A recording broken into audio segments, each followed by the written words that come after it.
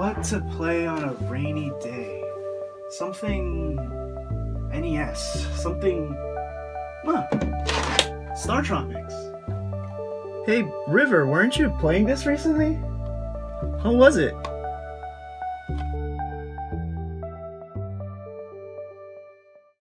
Previously at the 2Stronkk Show. Anyways, what are you playing? This looks really cool. What is it?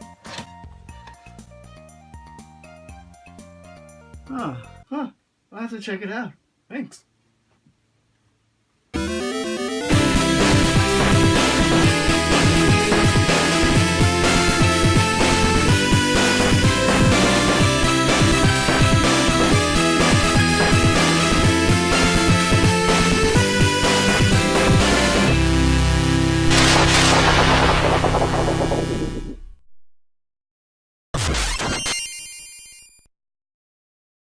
Of the Nintendo Entertainment System.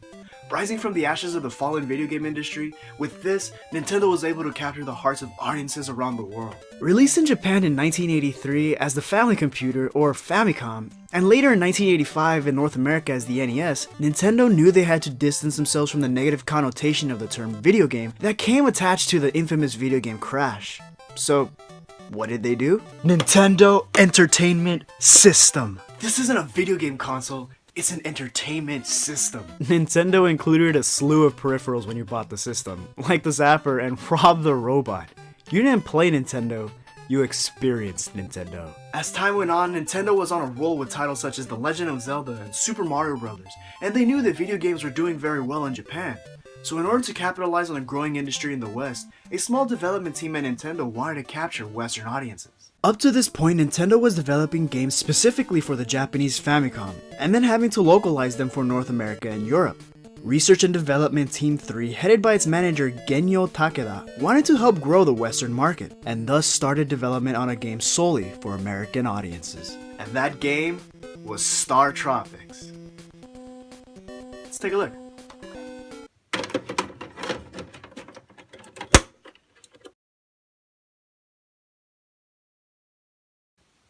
Huh. This looks familiar. Yeah, just play some fairy fountain music and... Yeah, see? That's the one. So the game starts off at chapter 1 where our hero Mike Jones, during summer vacation, goes to an archipelago of islands to meet his uncle. We come across the village of Coral Cola, where inside we speak with the chief. Apparently inside though, people already knew me by name, and are roasting a pig in my honor. No, not Mr. Pig. Never mind then. I hope they roast you good. Next time, think before you act. And by next time, I mean there won't be next time. As we speak to the chief, we learn that our uncle has been abducted, and apparently I'm the only one who can rescue him because everyone is literally too busy to notice the doctor is missing. Or they're too busy roasting pigs in honor of missing person's nephews. That's what I would do. And so our weapon of choice is a yo-yo, but it's very powerful. What does that even mean? What constitutes as powerful in the video game world? I mean, there are stats and numbers in RPGs to be able to tell how strong an item is in comparison to another. But as the actual character, what's telling him, oh, this sword I found is stronger than the last sword I found? And this is a yo-yo we're talking about. Strength comes from how hard you can throw it. So, our lesson here is, strength is subjective. Anyway, so we have to make our way to Dr. Jones's laboratory, and in order to do that, we travel through, you guessed it, an underground dungeon. Now the first thing you're going to notice are the little heart-shaped life meter down at the bottom there, which clearly took inspiration from The Legend of Zelda. And the next thing you're going to notice is the controls, more specifically, movement. You see, Mike is locked down to a grid where pressing a direction doesn't instantly make you walk that way. No, instead it makes you face that direction, and you have to press the same direction again to move. Think Resident Evil and its tank controls. They copied so much from Zelda you'd think they'd copy the controls too. They got movement right in the overworld. How is this any different? Now the first dungeon is pretty straightforward, having us jump on platforms to activate switches, leading us to the first boss, a giant snake. We defeated the giant fire-breathing snake with a yo-yo and end up on the other side of the tunnel where we meet up with Babu, Dr. Jones's assistant, who informs us about a submarine our uncle's been using. After heading out into the open ocean, we come across a mother dolphin. The mama dolphin tells us her son is missing and asks if we could help find him. This next island has us navigating the sub around tunnels and underground grottos where we eventually find our first heart container. Sorry, I mean big heart. It's a heart container. We also find a bottle washed ashore telling us that our uncle would have us use code 1776. These codes are actually kind of familiar. In 1492, Columbus sailed the ocean blue. In 1776, America declared its independence from Britain. And hell, Mike Jones is an all-star baseball player, which is America's pastime. Anyway, we find the next dungeon and encounter new enemies and hazards, like dropping platforms and octoroks. I mean octopuses, octopi? Whatever, I really gotta stop thinking of Zelda. Also within the dungeons, we come across different items and weapons, such as baseball bats and torches. We're also introduced to false walls that you wouldn't even be able to tell if it weren't for these vague shadows on the ground to show where to walk through. I got this weird snowman doll, and I don't know what it does, but if you scroll through the menu, it says that it's a magic item. Okay, so the world of Startropics isn't 100% devoid of fantasy. Sure, we use everyday objects to combat the forces of evil, but then we also come across magic items that do help us along our journey. So we found the baby dolphin and confront the giant octopus. He shoots projectiles at us that we need to dodge, and he also rushes us. Here's where we need to use the snowman doll. See, when the octopus charges at us, we get to activate the snowman that freezes him in place, or we get to jump in and get in a couple hits on him. Baby dolphin is free. So, what did that have to do with saving our uncle? Absolutely nothing. We didn't learn anything. It didn't add to the story. It's just more busy work. Chapter 3, Storm and Calm. A huge storm hits the submarine and shipwrecks us onto another island. From the beach, we make our way to Miracola, where the chief's daughter has fallen into a deep slumber. He says that a mountain hermit might have the cure, but who knows? We live in a world of hearsay and what-ifs. So the only motivation we have to help is that these third world islanders have some extensive knowledge of submarine technology and can fix our subsea, but if we want that extensive knowledge, we have to find the cure for the chief's daughter? Sorry, the supposed cure? So we travel through another dungeon where one of the puzzles here is darkness, and it's actually pretty cool, like this one. We can't jump across because it's too far until you realize one of the snakes comes closer to you than the others, so that's where you can jump to. We fight the fire monster by cutting the connection to his platform and he falls into the water. We then go through another dungeon, fight a ghost with light, we dress up as a girl. Yes, we cross-dress as a girl in order to gain entrance into a castle run completely by women in order for the queen to upgrade our yo-yo. In that regard, the island yo-yo was a lot like the Master Sword in Zelda, that after upgrading and being at full health, it can shoot projectiles. And so we make it through the Hermit's Cave where, you guessed it, another dungeon. In this dungeon, we're introduced to new jumping platforms, like this crumbling type platform and invisible platforms. Yes, you take leaps of faith. What is this? Indiana Jones? Well, yeah, you take leaps of faith. You're looking for your Uncle Dr. Jones. You have the giant rolling boulders, the arrow traps. This is probably the best Indiana Jones game I've ever played. And it's not even called Indiana Jones. Back at the dungeon, we're fighting behemoths and eyeballs, all the while trying to get to the top of the mountain. So, how do we do that? Guess. Just guess. Go ahead, guess. Yeah, you guess. You just guess. You come across this room with nothing in it, and you think, okay, well, let's just keep going, until you realize you're going in circles. Luckily for me, while checking the room, the awful controls made me walk right through the wall into the next room. How? Why? Every time there's an invisible wall, you get the little indication of a shadow next to it saying, hey, you can walk right here. But not here? Not right now? Why? After we find the medicine, our submarine is fixed and we come across the Fisherman's Island. Nothing of interest here, so we set sail again and holy Jabu Jabu, it's Jabu Jabu. Inside the whale we find Babu, who tells us he dropped a lighter and that we should make some smoke to try to make the whale sneeze us out. Turns out the inside of a whale is very maze-like, and you also come across these transport points that when used take you one way, but if used again in the same spot, take you someplace else. What changed? So weird.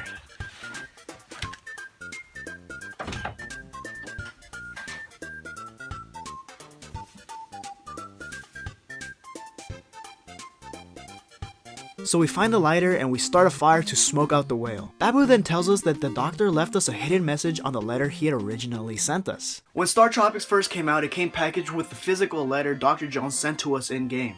I got mine secondhand, so I only got the cartridge.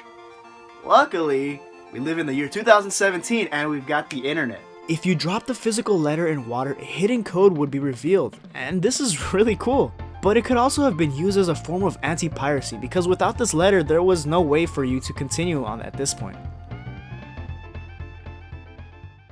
After inputting the code, we pick up a frequency that could be our uncle's locator or whatever, and then we come across Bell Cola. You know, I wouldn't be surprised if somebody in this game was called Soda, or Fizzy Drink. Kinda want some soda now.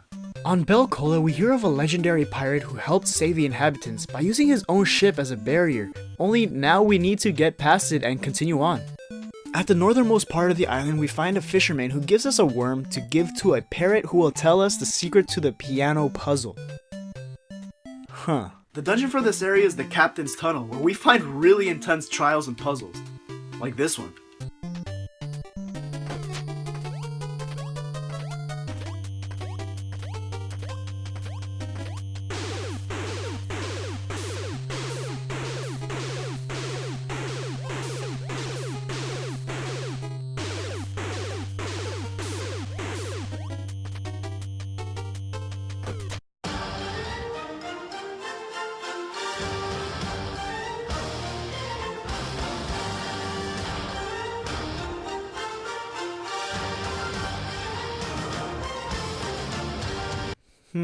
I'm guessing more traps.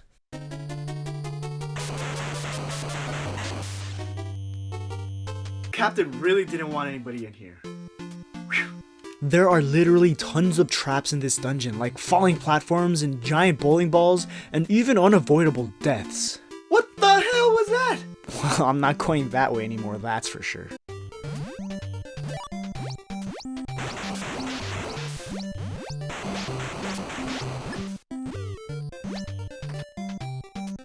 Hey, that's pretty good. After, we reach some mechanism that supposedly lowers the ship into the ocean, thus leaving the island defenseless, and we can continue on. This next part is a really cool submarine maze that actually utilizes a pretty big map. Diving underwater and even meeting a skeleton friend are just some of the charms of this section.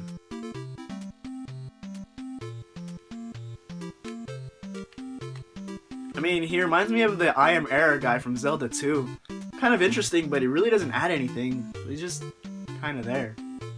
After we work our way through the seas, we come across the Lost Ruins, and inside we find a giant mollusk and an evil Moai statue. Once defeated, we head through the rest of the ruins into the big rock tunnel. This part of the game is arguably one of the hardest parts. Sure, there's traps and different puzzles you gotta solve, but this one specific part just drove me up the wall. In the big rock tunnel, we encounter a clay doll enemy who shoots at you when you're in any way in front of his 4 directions. It's hard, it's tough. And that's fine and all as a mini boss, maybe even as an actual boss. But then they throw 2 of them at you, and they can take like 1,000 hits.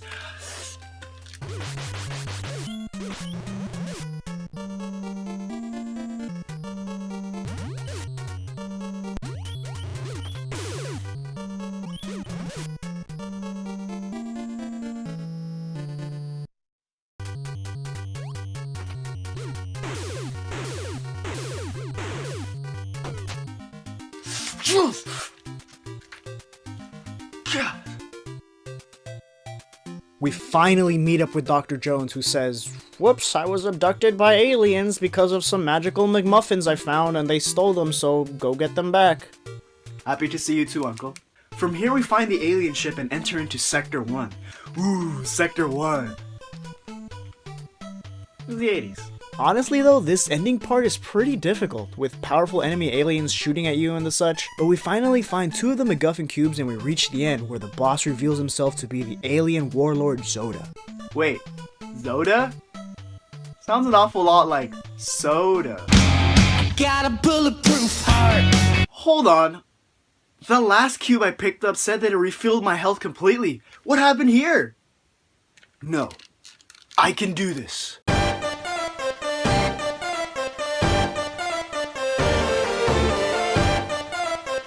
Wait, that was it? Oh, it was the old "this isn't even my final form" trick. Should have known. The final showdown with Zelda has us fighting some weird dinosaur-alien hybrid, and truth be told, I was stuck on this boss for like an hour, and that's a long time to be stuck on a single part for an NES game. Luckily, the section just before him spawns a bunch of enemies that drop hearts and other items to help you refill your meters and such. And believe me, I stocked up. You just hit him a bunch of times, but he has a ton of health, and his damage is ridiculous. If you even touch him once, he one-shots you. But I finally managed to defeat him, and the starship explodes, and I drown. Wow. Actually, I end up on the beach with my uncle, and we all yuck it up with our new alien friends that just appeared. GG. In the end, Startropics really surprised me. It's a great little hidden gem with fantastic music, great gameplay, a refreshing take on an adventure game, only marred by terrible controls. Hey River, I beat Startropics. It was pretty good. It was a unique experience. It definitely had a cute little adventure, though I don't think I'd be going back to it anytime soon. It was pretty linear. But if they made a sequel, I'd definitely be interested in playing it. What is that? What you got there, River? Wow.